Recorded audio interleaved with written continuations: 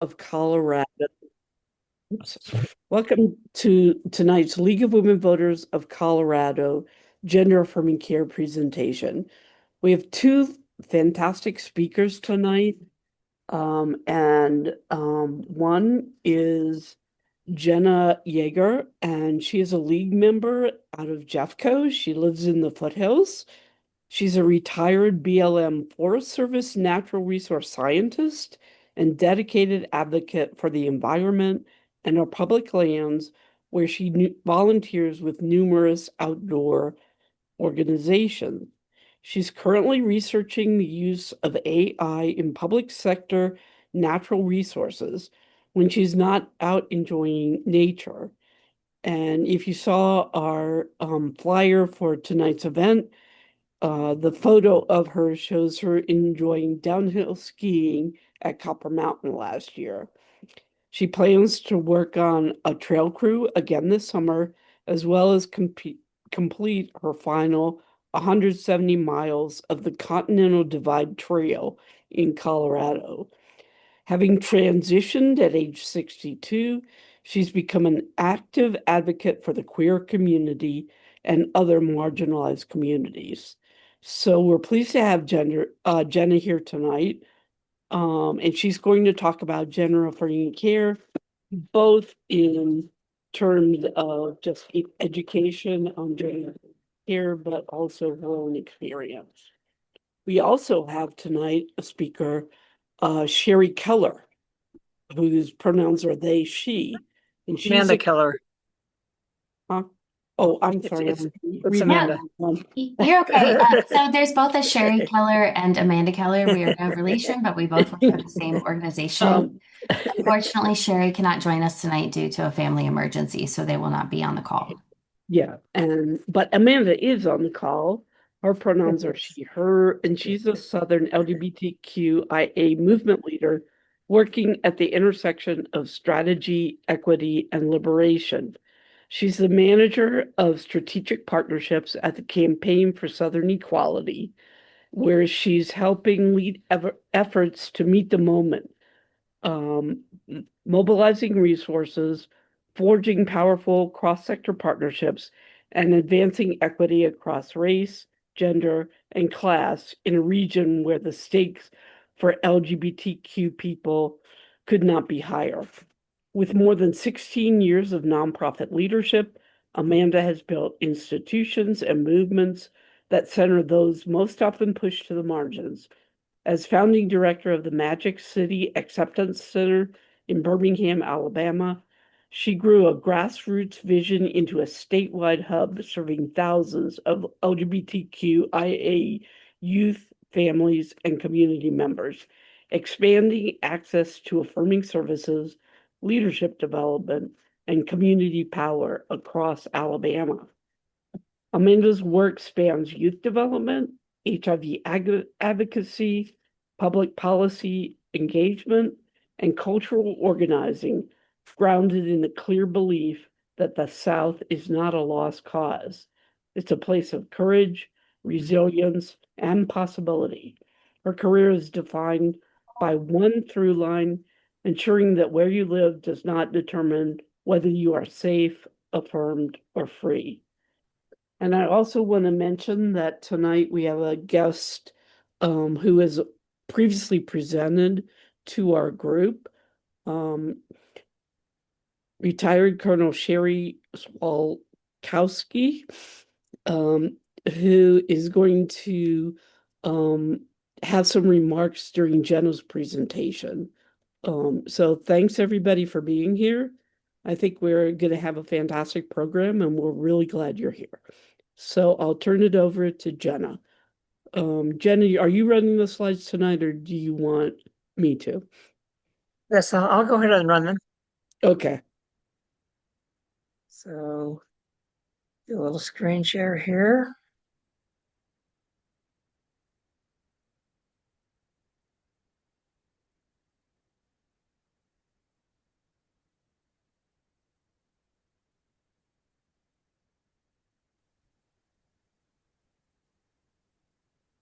Okay, and if the technology gods are shining upon us, you should see a full screen with the title.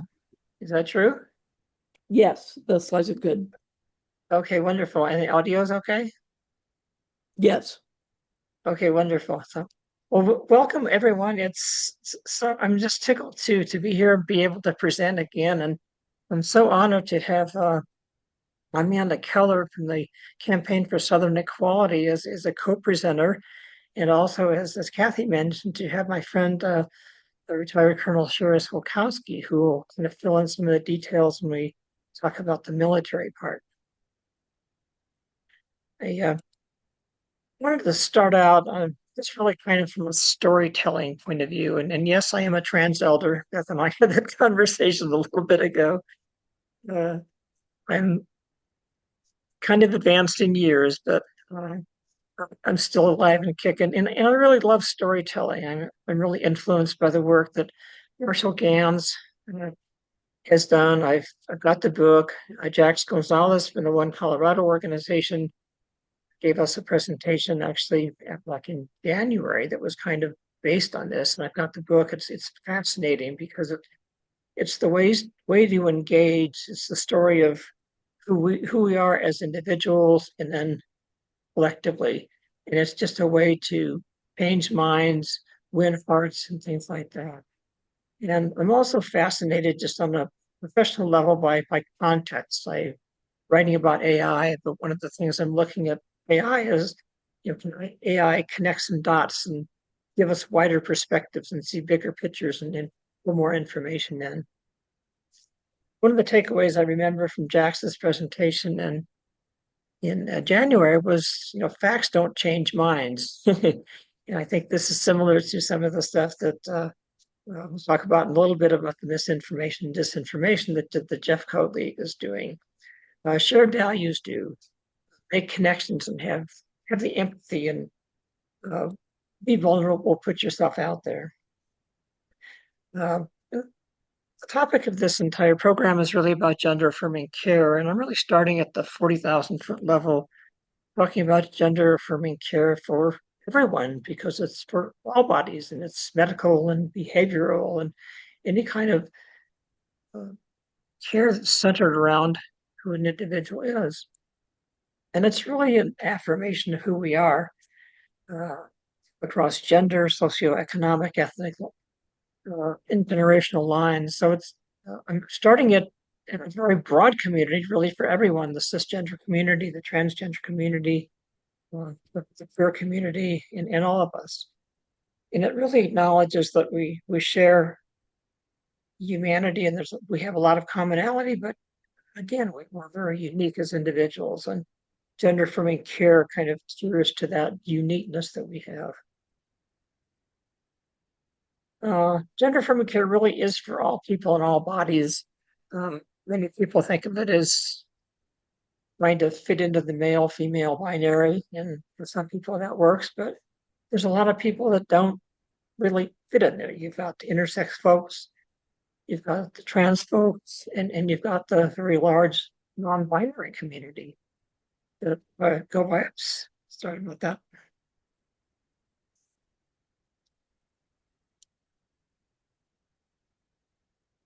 My mouse decided to move a little bit. And the care is really customized for individual needs. In biology, lots of times you'll hear the negative remarks about, well, it's biology. It's just X, and Y, Y. Well, it's not quite that simple. So look at the science. Biology is really our entire self, including our brain. It's not just chromosomes or reproductive systems. And for cis folks, a lot of the things that we're going to talk about, that gender affirming care is really routine, no controversy to it, covered by insurance. That's right, you don't even think about it. And for women, this can be, biological care, things like that. Or for us, been through cancer, it can be cancer care of some kind. And that would be for women. Optional services could be facial surgery and hair removal and things like that. And again, I'm just highlighting this real briefly because when we get to the trans people, they want some of these and need some of these same services, but it becomes kind of controversial, or no, we won't pay for that, or restrained.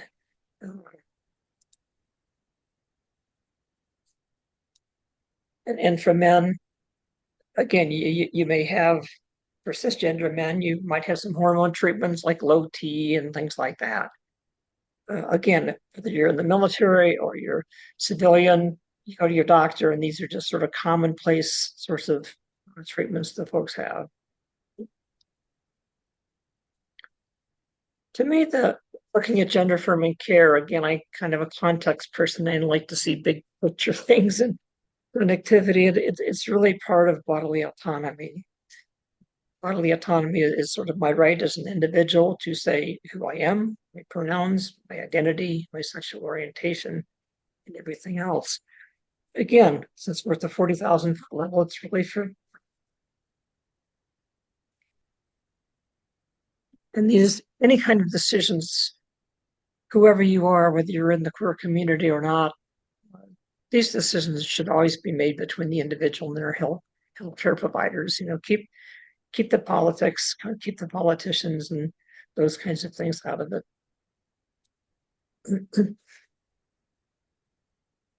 And no news to nothing new for you folks on the call, but we really do know who we are. We're born that way is really true for gays and lesbians, for bi folks, intersex, the same for trans people.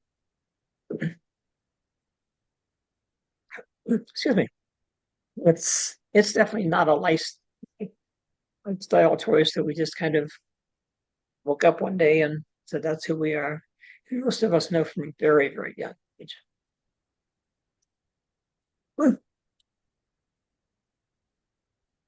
The problems get into the fact the reality is that a lot of folks don't really have bodily autonomy, and that can be for a number of reasons.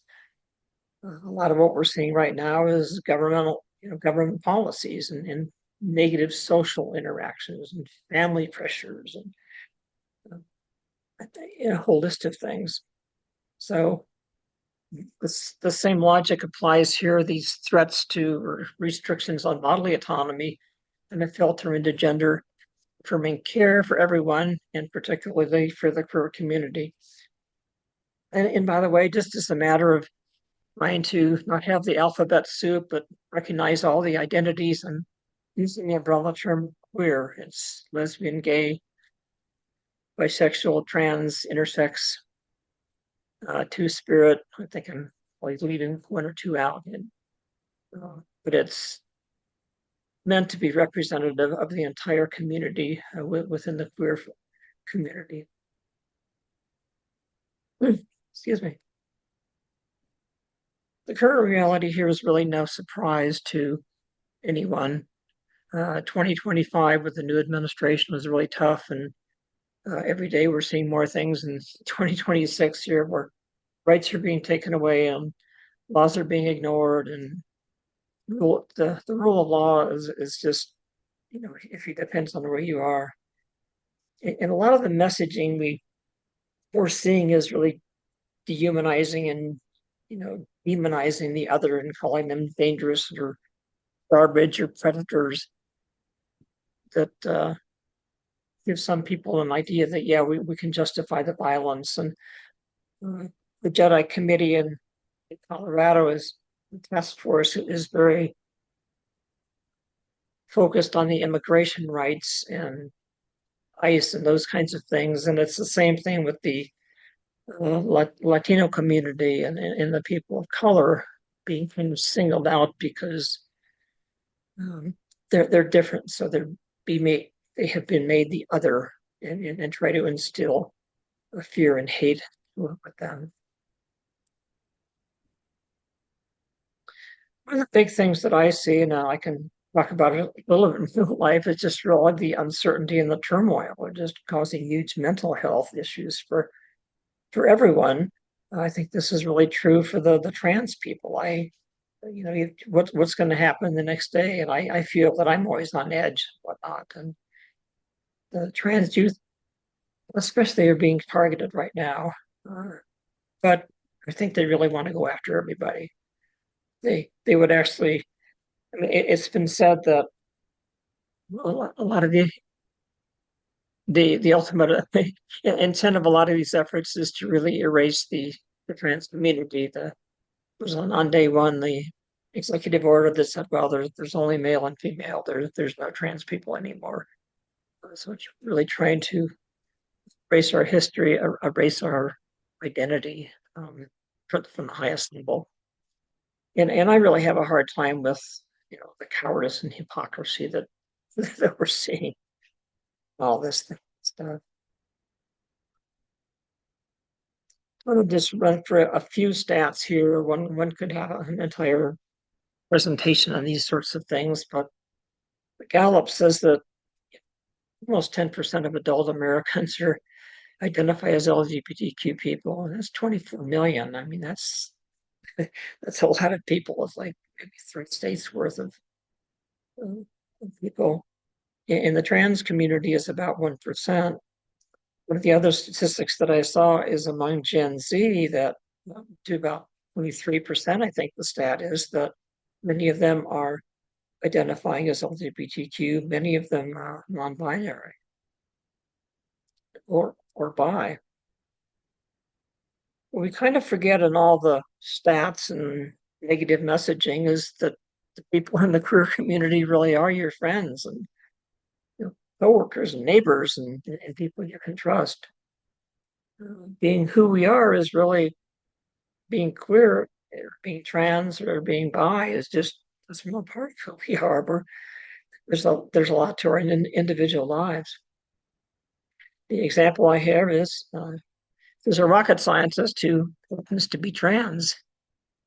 We actually highlighted some folks in our series last year, some of the trans folks, and one of them is Bree Fromm, who was literally a rocket scientist, astronautical engineer with the Space Force, extremely accomplished in all the work that she had done, but she was trans and she was kicking off with the military last year.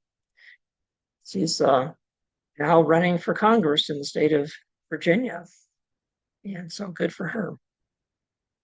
We also highlighted Layla and Logan Ireland, and Logan was active duty, and again, because of just being trans, he's no longer with the government, with the armed forces.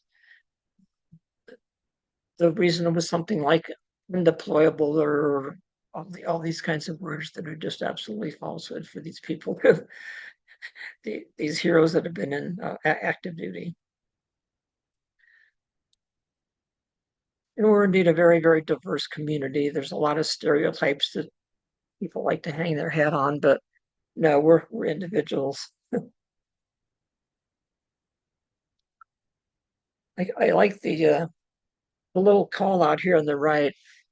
Really talks about gender affirming care, and like about this quote is it really says it's not just the physical, it's the social and the psychological and the medical interventions for non-binary and gender diverse people.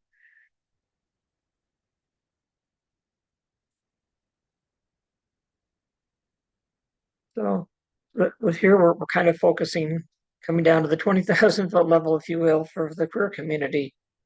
So people in the broad queer communities, the care is really kind of a lot of counseling and mental health support and things like that.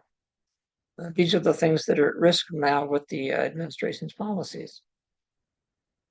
Affirming care for trans people usually follows the protocols of WAPATH, Professional Association for Transgender Health. Many of the negative views out there kind of give the impression that one just sort of decides to become trans one day and then that's sort of it. Transition implies a series of events over a period of time. It was certainly true in my transition, which really took several, maybe 3-4 years for the entire process. And part of the standards of care, there's a lot of counseling, a lot of therapy, and a lot of things going on. So an individual can kind of do the introspection and see, well, am I really wired that way? What am I? But the therapist can also see if there's other, kinds of mental mental issues, or depression or other kind of conditions that might be masked or somehow influencing um, the diagnosis. So that's what's really important. I think, in my personal point of view, everything that I went through was followed the WA path, and I was super glad for that. Some people see it as a gatekeeping, but I see it as asking the right questions and making me do the self-analysis that I needed to do. I did want to put in a brief slide about the intersex community. Lots of times they're kind of left out of the equation, or again, some of the negative comments about them is, no, there's just male and female there. You can't exist.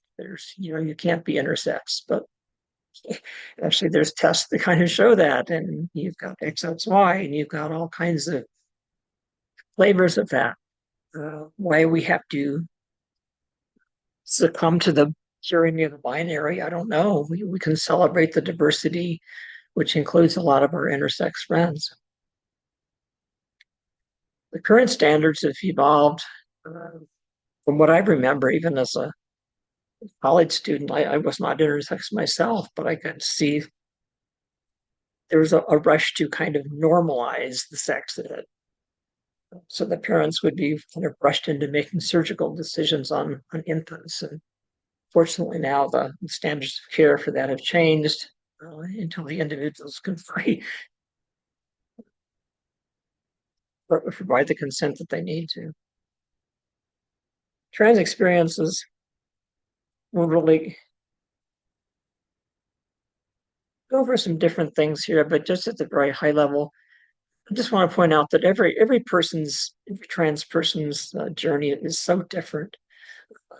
Some may decide to do a lot of the medical interventions, some may choose not at all, and some may just say, yeah, I'm trans, but there's many reasons I accept my identity, but I'm going to live my life as I have, without necessarily transitioning in any visible way. Get a water here.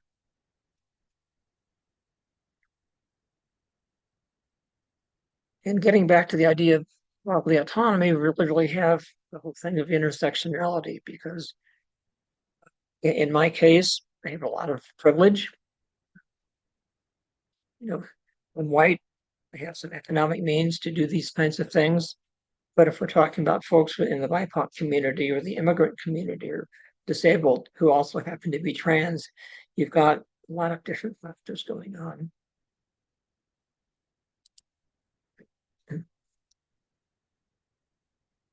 And finally, I want to go over kind of 6 different aspects of what denying or restricting this gender affirming care for trans people might look like, and what those effects are.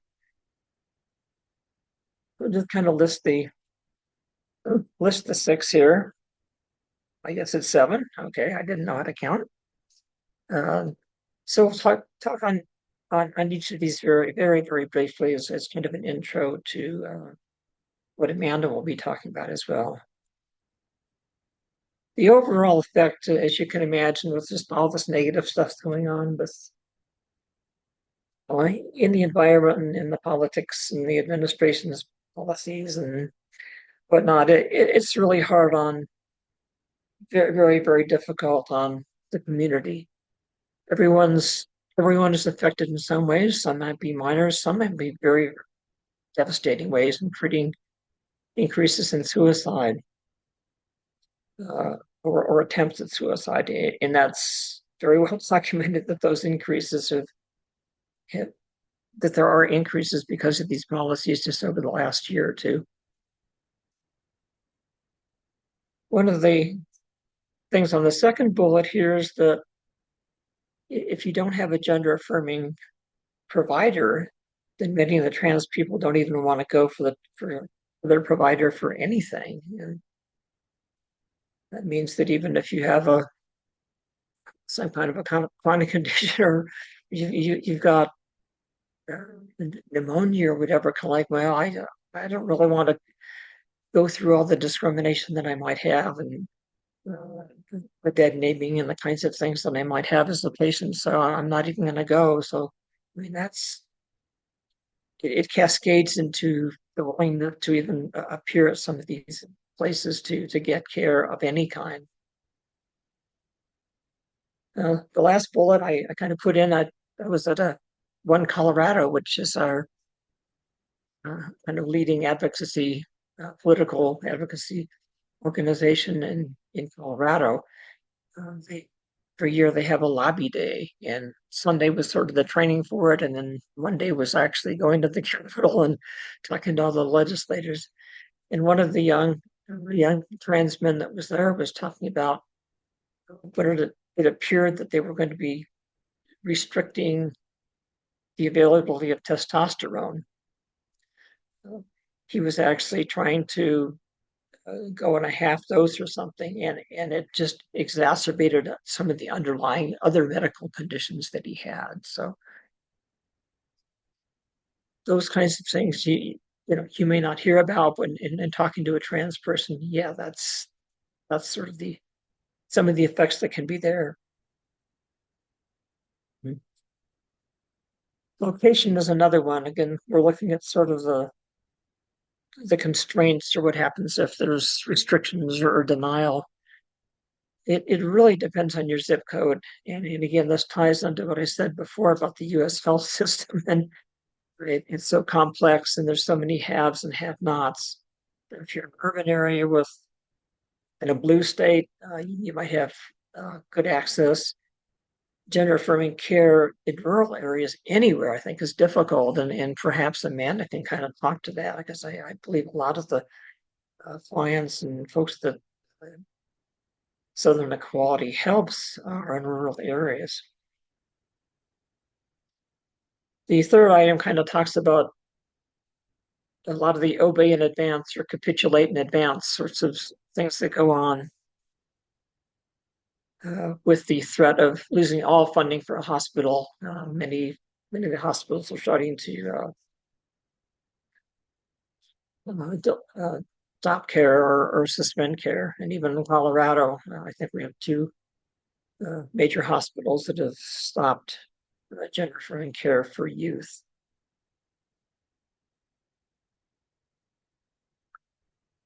I'll cover this one very briefly because, again, Amanda's our expert on this particular one, but I did want to acknowledge all the different bans and on the different states at the federal level and at the state levels.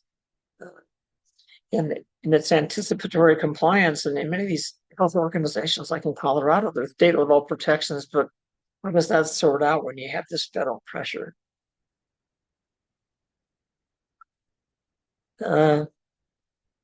Older youth are often on puberty blockers. And this one doesn't resonate with me because I transitioned so late in life. But if you're a teen and going through the puberty and the sex that you don't identify with and the genders that you don't identify with, you can kind of grow up in the wrong body, if you will. If you're a trans woman, you don't want to have the deepening voice and the beard and all those other kinds of things. And it really does create a misalignment for the entire part of your life. That's why the puberty blockers are so vital.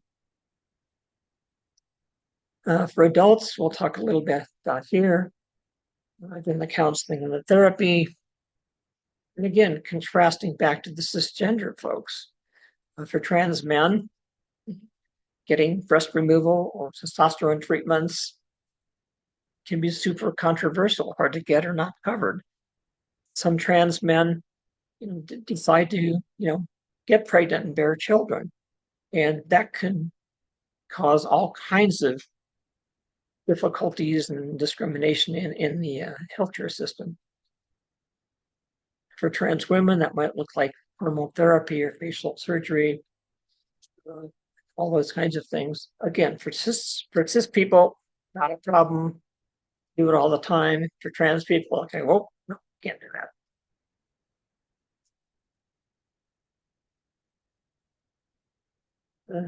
The next one is really just having the proper documentation. Documentation which matches your name and presentation is so critical. You may be in a state where they don't allow you to ever change your birth certificate or any of your kinds of things, kinds of documentation. You may be forced to,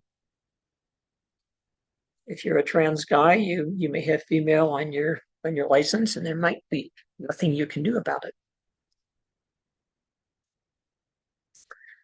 Under the Biden administration, there was a non-binary gender marker on the passports, which is X. The current administration does not allow it, and it's uncertain. And maybe some of the folks here know whether your current gender marker on your current passport is even valid. I mean, I wonder the same thing. My passport is female, but who knows? The State Department might have gone in and changed my gender marker. They actually did that on my Social Security without my knowledge, and I was able to get it reversed in time. Wanted to mention briefly the effect on the trans members of the military. I mentioned here just the DD-214, which is I understand is the discharge after active duty. But I would love to ask my friend Sherry to give us a little bit of knowledge on the bigger thing with how this affects the military. And Sherry, you could even mention the recent work that you and the group did with deployment readiness, if you would. Sure, thanks, Jenna. Appreciate that. Greetings from Madison, Wisconsin. So the first day of Donald Trump's second term, he issued a letter, an executive order, one of many, that in addition to only recognizing two sexes or genders, I guess, also called for the removal of all of the transgender service members that were currently in uniform and stopping anyone else from coming in. So much like he did in 2017, except he didn't kick those that were already serving out. That was the big difference. And this affects about 5,000 transgender service members overall. And the bottom line is that they started processing discharges for folks last June. There were a couple of court cases, one in the 9th District and one in the DC district courts that put injunctions on them, on the EO, if you will, and gave a little bit of a break for the folks that were serving at the time. However, the Supreme Court shadow docket came out in May, I think it was, and said, no, we're going to defer to the Defense Department because they know best, unfortunately. And in June, they started going ahead with the discharges. So some of the folks have been fortunate and had 20 or more years in and were allowed to retire with full retirement benefits. But many weren't. And actually those that had 18 to 20 years, and once you hit 18 years, you're locked into a window, and you also could retire. But anybody with 15 or more years in the past, there were some special authorities that could be used to also provide a retirement, a reduced retirement to folks with as few as 15 years in. And in fact, the Air Force Secretary did that before he left. And some of the Air Force members, Logan Ireland, by name that Jenna mentioned earlier, was one of them that received notice that he would be retired with 15 years. Unfortunately, there was a change at the top. The Secretary of the Air Force changed, and the new secretary decided to revoke those orders. So there were a bunch of people that were promised retirement, and the Air Force kind of flip-flopped on it. So, and that's currently being held up in a separate court action. So there were two routes that people could choose for being discharged. Neither of them were voluntary, although one was entitled voluntary separation, where they threw some money at folks who had more than 6 years of service, I believe it was, and they would receive twice the amount of normal separation pay when they left. There was another group of folks that challenged the organization and decided to not go voluntarily and decided to go involuntarily. And of course, DOD has records for all of the people that were receiving medical care, so they know who was trans among the ranks. But the people that went involuntary were eligible only for the basic separation, which is half of what the folks that went the voluntary, and I put that in air quotes because nothing about this was voluntary. And they did that because they wanted to have the satisfaction of going before boards that the Department of Defense requires for involuntary separation, and to have their peers who make up the boards look them in the eye and tell them, based on their record, that they are, I think the way the executive order put it, or one of the court cases, trans service members are untrustworthy and lack the humility to serve. So, of course, their records indicate just the opposite. So those are still in process. A lot of the folks that went the voluntary route are already out. Bree Fram was one that Jenna mentioned. I had the pleasure of being invited to a joint retirement ceremony for her and 4 other folks from the different services in January.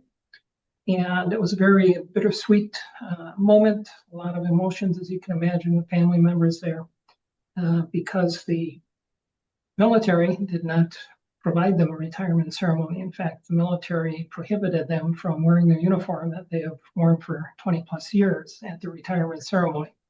So at the Human Rights Campaign headquarters was the site for it.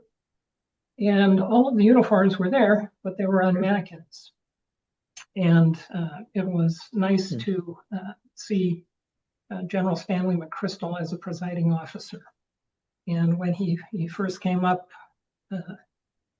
he mentioned he has a consulting service in DC, like many retired 4-star generals have.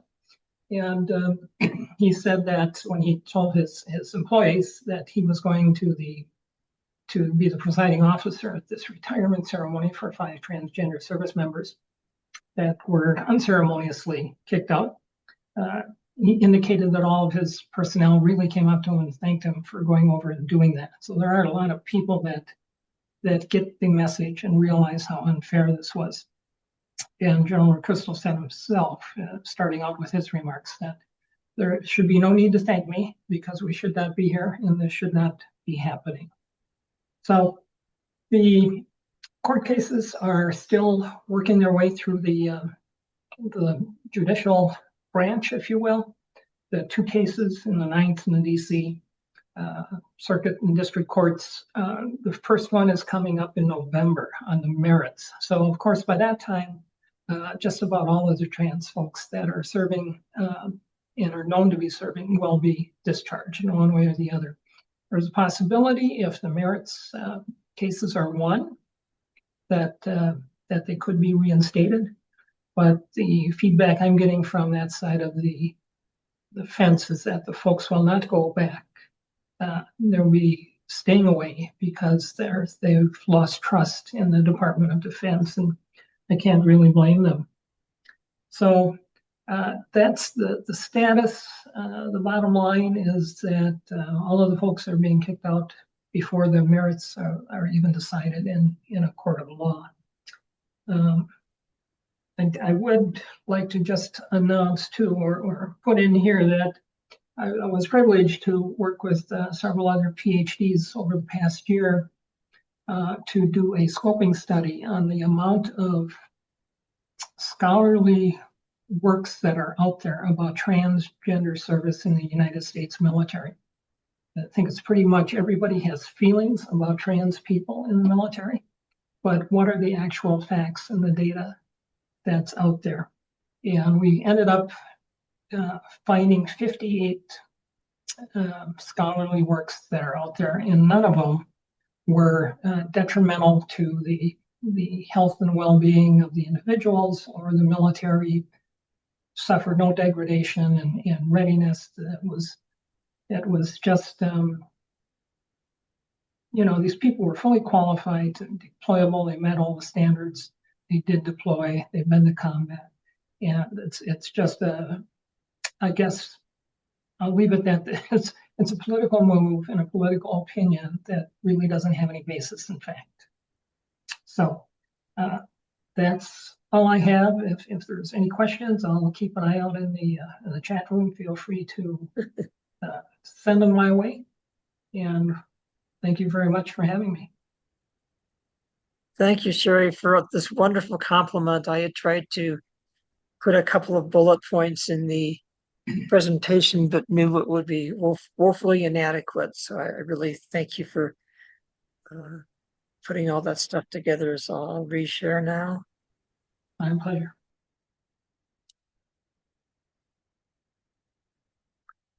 Oops, took me back to a different spot here. To find my way.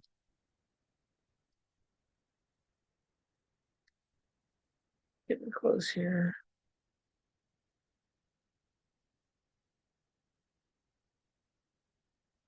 Okay, yeah, I think this was the slide we're on, so I'll go back to the. Okay, we back sharing, okay? Did everyone see the screen again? Yes, you're fine. Thank you. Okay, wonderful. Okay, yeah, we just talked about the first part there with the military. Again, it's broader than that. Again, if you don't have the proper documentation, it ripples into your name for employers, insurance companies, things like that. And it gets into the pronouns, which are super important for people in our community. You don't want to. That's why we have she, her, or he, him, or they.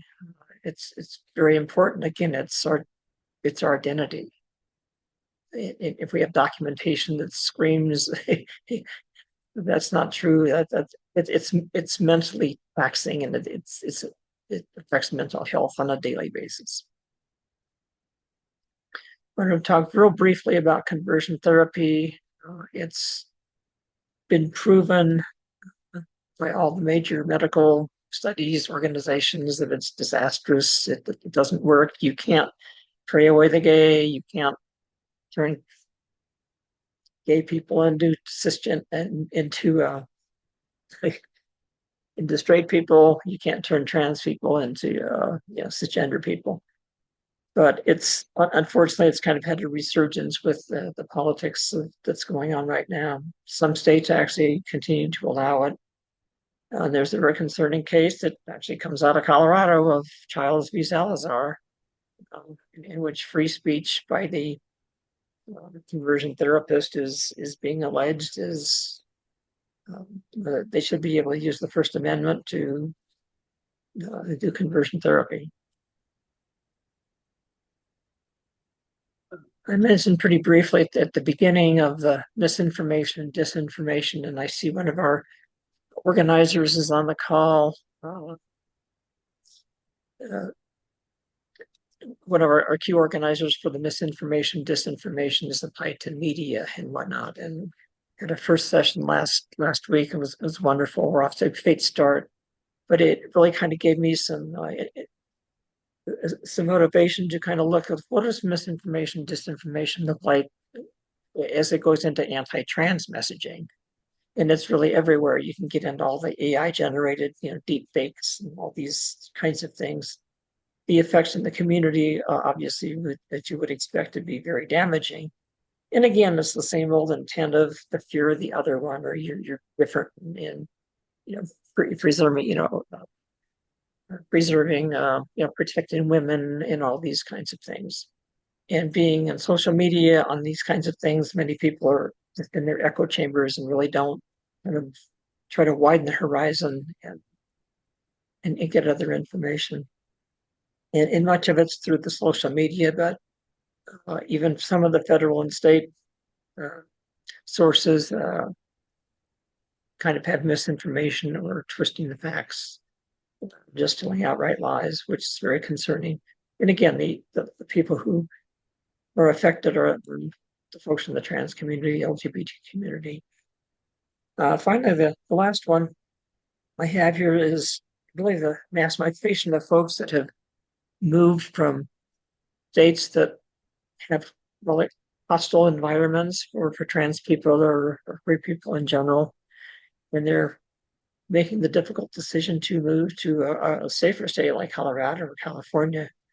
I saw a stat just this afternoon that said the latest survey that they did, they've documented that 410,000 adults have moved since 2024 from one state to a more friendly state just because of the hostility and the unavailability to get care and the whole raft of discrimination that's happening. And unfortunately, many of the families just can't make the move for many different reasons. And so there they are, and they're dealing with this stuff on a daily basis.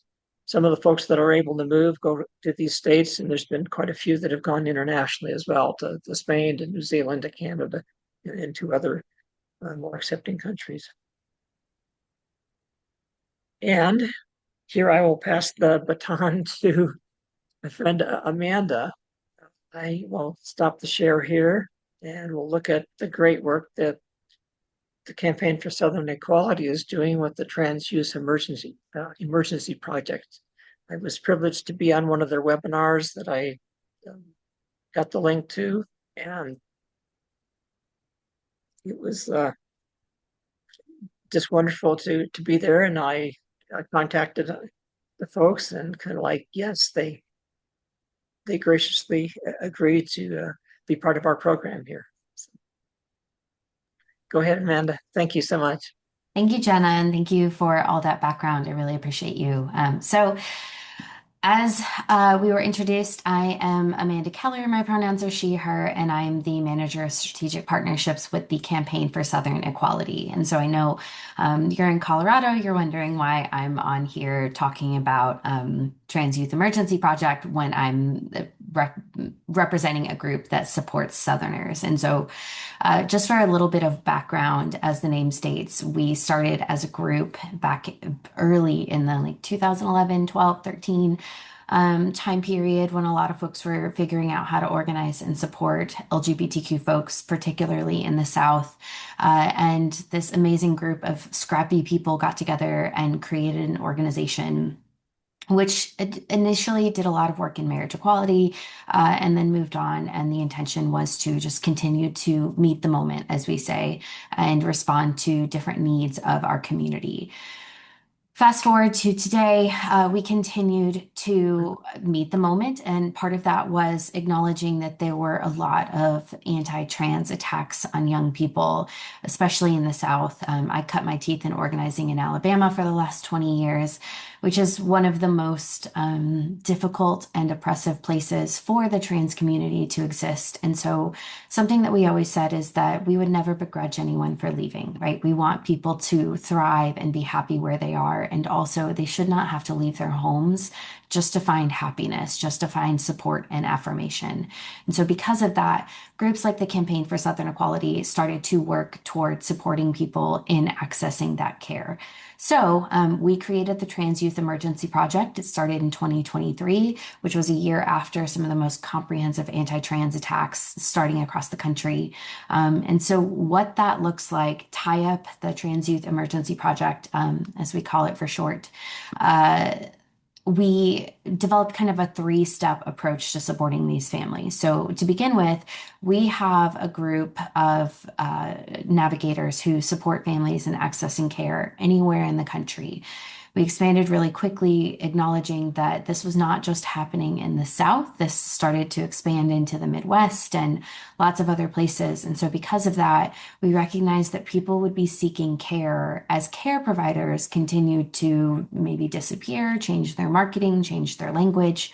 So now it's hard to find folks who even say words like gender affirming care, you're not going to find. You might find gender affirming care within an endocrinology department, within a hospital, and you have to know what keywords you're looking for. And if you don't know that, as a parent who might be new to this, it feels impossible and overwhelming at the same time that it is a crisis to find care for your kiddos, acknowledging that that is, again, as we've mentioned, statistically, we know that these kiddos need to get into care in order to have a happier, healthier, more authentic life. So, step one, we hop on the phone with them and we can provide navigation.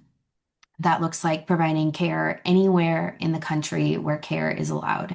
Right now, a lot of folks are going to Colorado. We've had an influx of families who feel comfortable in your state, who want to travel there, who have reasons to travel there, or don't have reasons to travel there, but it still makes the most sense for them to go to Colorado. And then for families traveling from banned states like Alabama, like Ohio, anywhere that people are traveling from that are unable to access trans affirming, gender affirming care in a state for those under the age of 18 or 19, depending on the state, we'll provide a $500 travel grant for them as well. So we recognize traveling is difficult, and so we'll get them the money to support them in accessing that care. And then on top of that, we will also work with a really great group called Elevated Access to get them flights. So the whole purpose of our work is to ensure that people can continue care seamlessly. So for folks, I saw you mention that there have been a lot of closures. Folks have already been accessing care for a long time. And so for those already in care, we want to make sure they can continue that seamlessly. And then for people who are just now starting, we want to make sure that they have access and we don't cause mental health concerns. We don't cause extra stress and anxiety for young kiddos who are told that there's just no option and they can't do anything until they're 18, which, as Jenna pointed out, it's really beautiful that people can transition at any age, and transition looks really different to a lot of folks.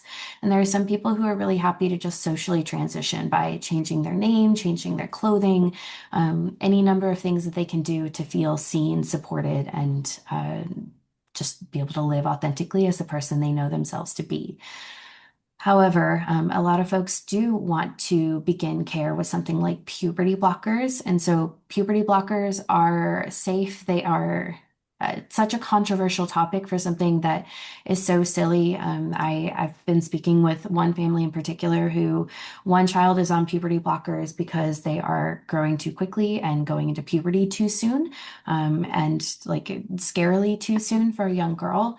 And the other child wants to get on puberty blockers due to gender dysphoria and identifying as a trans kiddo. So the one child who is cisgender is allowed to start. However, the trans kiddo is not. These are the same drugs for the same reasons to provide gender affirming care to kids. And so when people say that we are like messing up children, and when people say that this is causing harm, I want to be really clear that these puberty blockers are being provided in one instance perfectly fine, no issues, and not in other instances. And so, not a doctor, not a legal person, but just want to make that point that that is something that's really concerning to us. So we just want to continue to provide that access. And because of that, we have a network of care and information. So the process for folks, if you have friends or family or people who are interested, we'd love to hear from them. And most importantly, this service is also available to people who've had recent closures. So if they're at a clinic in Colorado and it has recently announced that it is no longer providing services, this is for them too. So all they have to do is fill out a form on our website at transyouthemergencyproject.org. And then they can schedule a call with their navigator. So they'll get on a call with someone like me or some of our other navigators, and we'll walk through different options. And what that looks like for them is, for example, if they're in Colorado, we'll just say, look, you're in this place in Colorado. This is the next closest city, or you actually have a provider that is like a couple of blocks away from your address that you shared with us. And so we'll make sure to match them up with care. And then for people accessing care who have just faced a clinic closure, even if there's no ban in the state, we will still get them a travel grant to support them in reinitiating care, recognizing that it is a whole lot to deal with in order to change doctors, change over care, start somewhere new, do all of those things. So we'll talk through options, stay in touch, get them that travel grant, and then we can do a follow-up email for folks in states with bans so that we'll continue to support them in that care so that they can continue to do that. Because there's really no point in providing a one-time grant and saying, good luck, have fun, when this is a lifelong journey, right? So, I want to share a few stories of hope, and I'm going to stop there for just a minute. I am checking the chat really quickly. Yeah, it's really important to note that at a time when everything feels really dire, at a time when everything feels really challenging and difficult, and even impossible for some folks, I just want to note that we're committed to supporting families and those who support them. So we're breaking down these barriers to accessing care, and TIUP is specifically formulated to help people feel less alone as they navigate what's needed. So there are just a couple of stories. There's one of Florida is really tough. We have 27 states in which there are bans. And because of that, Florida is pocketed down in an area of just really red states with a lot of bans. And so there's not a lot of access. And so for most people in Florida, the closest state to access care is in Virginia. And Virginia has a grandfather clause in which if you had already initiated care by a certain date, you can continue that care. But this family we worked with had just missed that clause, and they had to travel more than 500 miles just to begin to access care. And so they'd already set up appointments, they'd already had an intake appointment, but the clinic still was not able to continue to provide that care. So as you imagine, trans kiddos, I want to be really clear. A lot of people say that our community, as the LGBTQ community, people think that we are depressed and that we are anxious, and that is like a part of who we are as people. And that's not the case. I think people don't acknowledge the fact that there are a lot of outside factors that cause us to be depressed and anxious and struggling, especially in rural areas, especially in the South, especially through intersectional identities. And so we're not taking that into account. And so when you're talking about trans youth who are finally told, we're going to make an appointment for you, we're going to get this started, and then they lose access to care, that's really tough. It's really tough for any kiddo right now, anywhere. Kids are mean, social media is hard. And so imagine also showing up every single day in a place where folks are severely judged and everything is on social media. And they have day in and day out documentation of a person that they don't want to be. And so in this case, for our Florida kiddo, they were chased in their neighborhood, became scared to leave the house. They started to become homeschooled because they didn't feel safe going to school.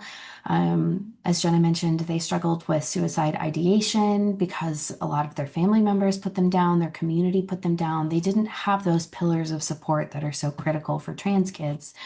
And so they just were struggling to access care. And on top of that, we're told that now this might not even be possible. And so this young child shared their story while we were on the call with them.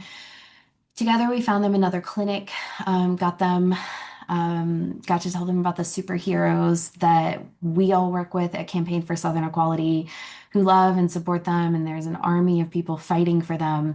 And what's really beautiful is that we're not alone, right? We are just one organization that stepped up because we had a model to provide this support to folks across the country.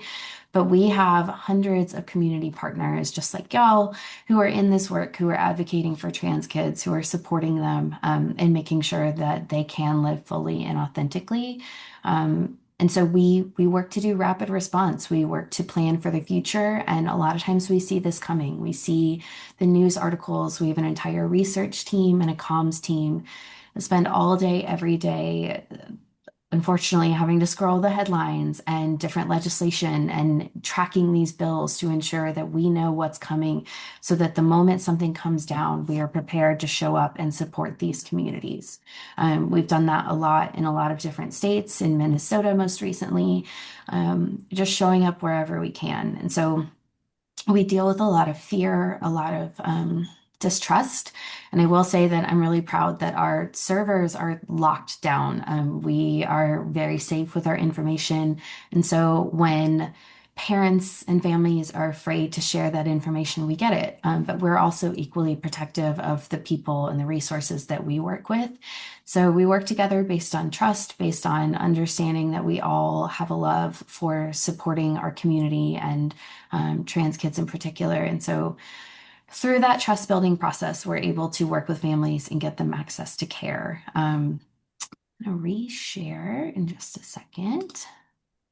Are there any questions so far? I know, Jenna, you said questions at the end, but That's fine. No, go ahead. Offer space because I know I just blurted a lot of stuff at you. Okay. So, as I mentioned, we have all those incredible partners. Here are just some of them, which is really neat to see across the screen to know just how many folks are supporting us. And if you're sitting and looking at this saying, okay, but I live in a state without a ban, or I'm not a trans kid, or I don't know a trans kid, here's how you can help. Spread the word to impacted families, community organizations. Everyone knows someone. So please spread the word as best you can. Interested donors, we will always happily accept donations. We have given out $1.2 million in the last year to families, and we are doubling down on this support and would absolutely love to have your support if that is something that you are able to do. And then, of course, care providers. If you know an amazing care provider who would like to be part of this network, please have them reach out. Would love to talk. You can find us at campaignforsouthern.equality.org or transyouthemergencyproject.org, either way. And then this is my email. You are more than welcome to bug me about resources or partnering or anything that we can be supportive of. But I'm just really grateful for all your time and energy and being here after a long day and being a part of this. So that is all that I have. Wanted to make that quick so that we could all maybe move into more of a discussion. And so if folks have questions, comments, Jenna, I don't want to speak for you, but I'm also very comfortable answering questions about language, terminology, best practices, anything else that folks may want to know. As long as you are leaning in with best intentions, I'm happy to answer anything you have. Yeah, thank you, Amanda. Yeah, that's great. So let's kind of open it up, as Amanda said, for questions and answers from our wonderful Southern Equality presenter or myself. At the end, also have a few ideas on kind of what can we do, and I have a little couple of slides on if you're trans yourself, these are some things to think about. If you're an ally, some things as well. So we'll kind of put that at the very end, but let's go to some questions. Yeah, and if anybody doesn't feel comfortable being on screen or something, please put your questions in the chat. I think we got a lot of information there. It was fantastic presentations from both of you. I just want to make sure that everybody is aware there's two initiatives pending. They have collected 250,000 signatures in Colorado to try to get measures on the ballot that would prohibit biological males whose gender identity is female from participating in school sports, and would also prevent basically any gender affirming care to minors in Colorado. So these are real problems in Colorado. Colorado has some of the best pro-inclusive laws in the country for LGBTQ people. but we're under attack just like everybody else. So if you have any questions, please ask them now. We are running a little bit late, so if And nobody Kathy, has any- we'd actually slated this for 90 minutes. So Oh, I didn't know that. I'm sorry. yeah, So we I'm not sure the have word got out to everybody, but yeah, that was the plan. okay.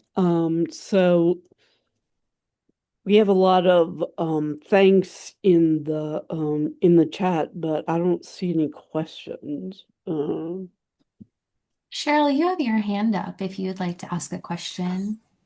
Yeah, hi, thank you for the presentation. I was wondering if you had any thoughts on the Supreme Court decision that might be coming out related to Childs v. Salazar, which is the Colorado conversion therapy ban. And if you had any thoughts about that, like, okay, what if all of a sudden that ban is lifted and so conversion therapy is allowed to be talked about with a mental health therapist? And I've been trying to think of, what their side is, what their thoughts are. Is it should we be allowing people to get counseling to avoid transitioning or try to stop the thoughts that they feel that they have for a different identity? That's what I've just been trying to understand, their thought process of why it should be allowed for people to convert, to go through conversion therapy, whereas the medical professionals say that is bad practice. Just your thoughts.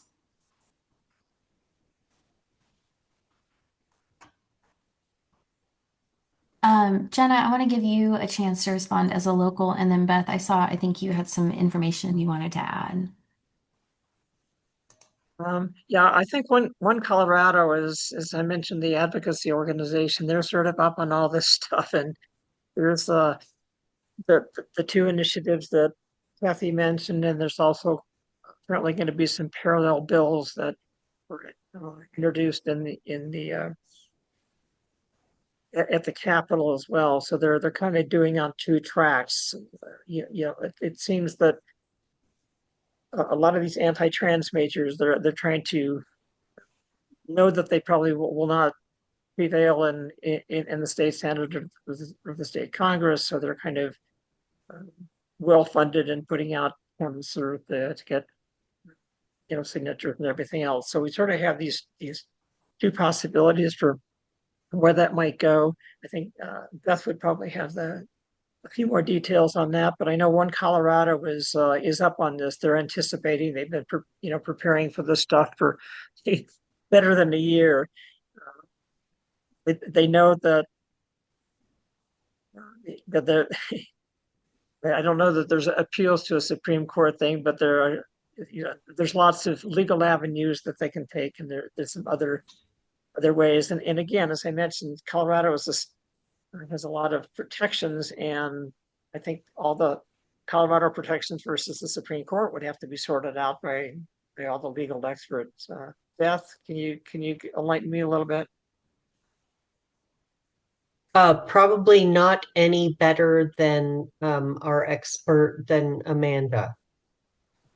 I know that our Religious Freedom Task Force has, and I'm desperately searching for the blog that they published on Childs v. Salazar, but I bet Amanda can speak to it better than I can. But thank you, Jenna. I bet you I cannot. I really appreciate that. I am only an expert in being a queer millennial woman. That is what I'm an expert in. But I will say, we've had these conversations for years, and in fact, conversion therapy is outright banned in most states. Alabama, where I was doing a lot of my organizing, was not one of those. And even there, even when it was not banned so many practitioners are aware of the fact that it is already highly scrutinized, not effective. Cheryl, to your point, we know so many medical providers just frown upon it. People are afraid of losing their licensure for engaging in conversion therapy conversations. And so the only hope I can give you from this conversation is that even in places where it was allowed, many people were not engaging in those conversations because they already knew that it was something that would compromise their integrity and their ability to provide services to other folks. And for those who were doubling down and providing those services, it's one of those things that is just really unfortunate that people are showing their colors right now. And for the people who want to be on board with that, they are, and everyone else is not.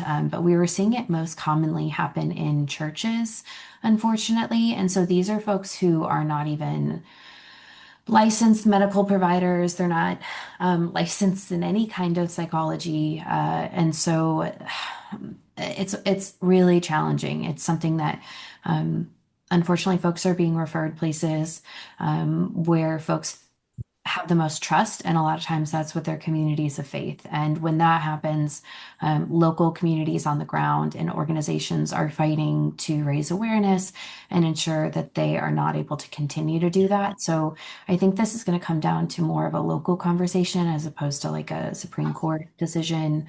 Hopefully, Colorado is, like you said, it has so many protections. It would be really wild for this to continue to be a topic of conversation, and yet it's a wild time. So my hope is that this was possible in Alabama and it wasn't happening. So that says a lot to me. Mhm. It was Yeah, shocking to me how long it took for it to pass in Colorado. It was a years long process, but it did pass. And uh, anything else is religious shaming. Sorry. Yeah, I have kind of a personal anecdote that I feel touches on this. So I feel like I'm starting to kind of experience the effects of what conversion therapy, what it looks like. My son's longtime friend, he says all of us knew that he's been gay, but he's never come out as gay. And all of a sudden he says, you know, George, I can't come over to your house to visit because you have two gay roommates. And my son just really didn't understand why that was a big deal. And I thought about it, and I really feel like this friend may be influenced by their church and potential conversion therapy, counseling that is telling them, you know, if you don't want to be gay, then don't hang around gay people, don't do this, and keep yourself straight. So I have not talked to the person, so it's just my assumption, but I honestly feel that is, I mean, that's so detrimental to telling somebody to not hang around people. So Yeah.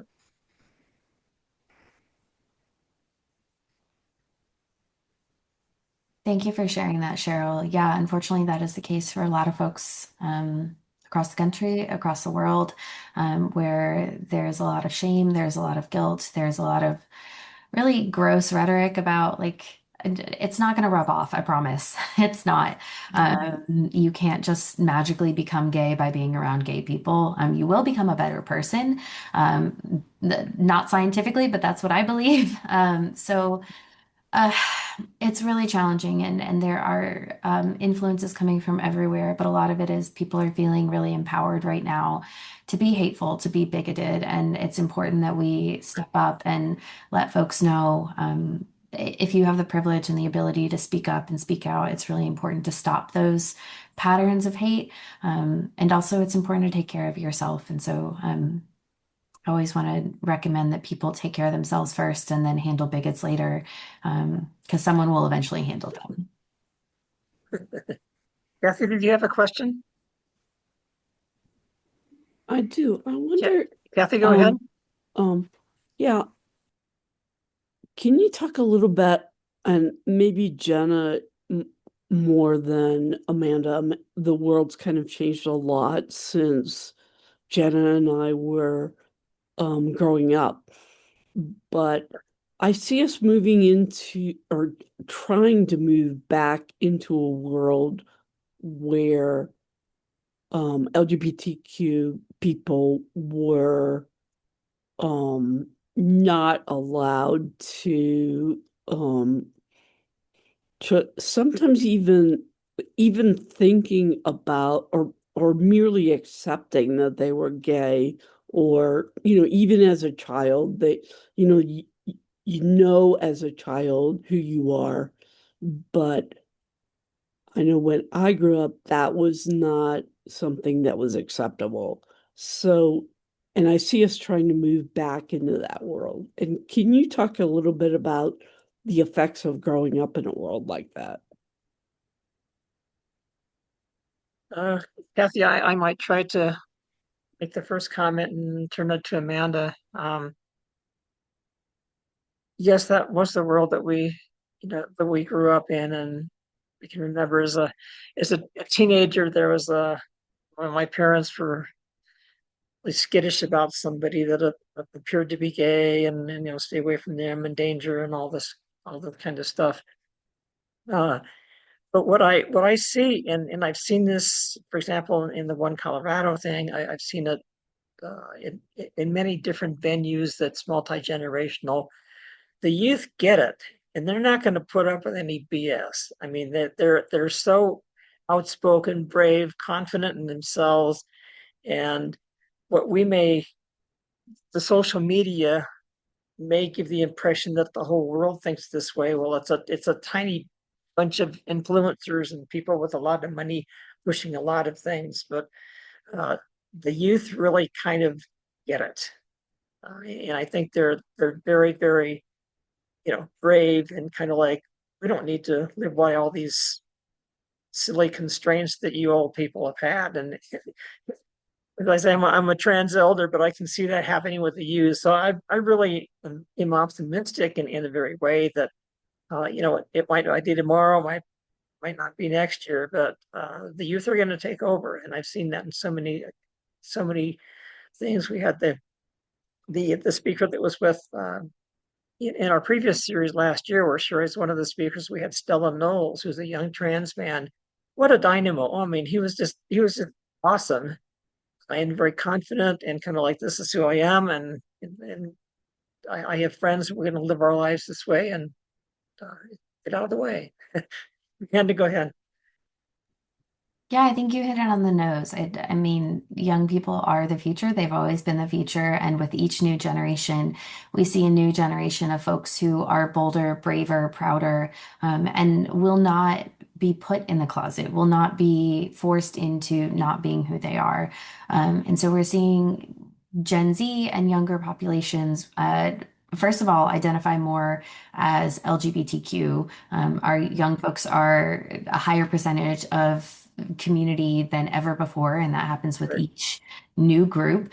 So first of all, strength in numbers. Second of all, these folks care about the body politic. They are voting, they are paying Yep. attention, they're raising their voices, they are going to protest. And so, as with a lot of things, we have a lot of strength and power in numbers, in community organizing and voting.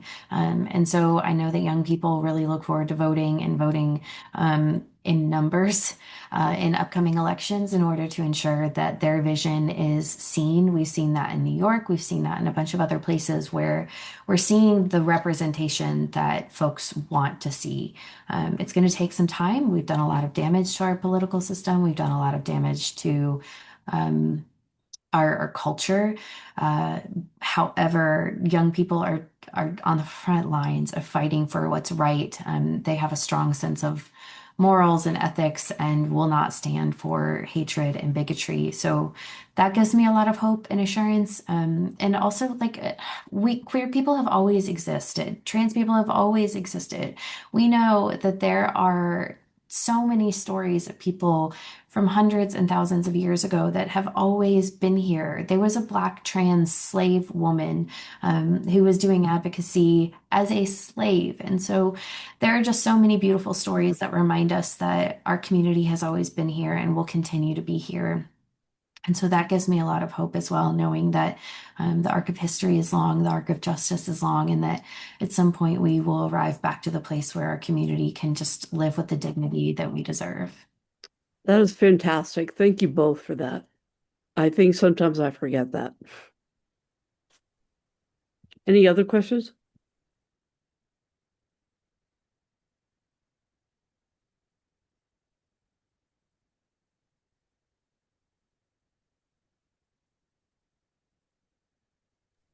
I just want to say thank you all so much for inviting me to be a part of your group tonight. It means a lot to join you and share about our work, knowing that we're not alone. There are a lot of amazing organizations right in Colorado doing this work on the ground. So if you feel so moved, please support them. Please reach out to them, send them a note of thanks for the work they're doing. It's not an easy time to be organizing. And so I'm just really grateful to each of you for being a part of this and wanting to learn more about supporting trans folks. Thank you so much. This was a really good presentation. Jenna, it's 3 minutes to 7. Do you have any closing remarks, either of you, that you'd like to make? Oh my goodness, I think Amanda just said it all so eloquently. I don't know what I could add. Yeah, I want to thank you, and thank you especially for that shot of hope that we got tonight. It really does help because we're under attack in so many ways. Sometimes we forget. So thank you. If anybody, I think that we'll just end the program. So thank you. You want to stop the recording, Beth?